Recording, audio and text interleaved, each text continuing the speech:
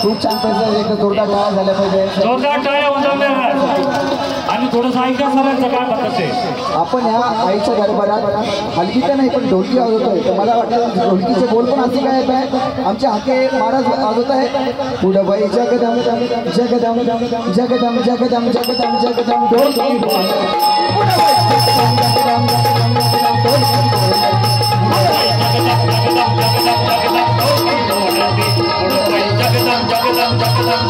ढोलकी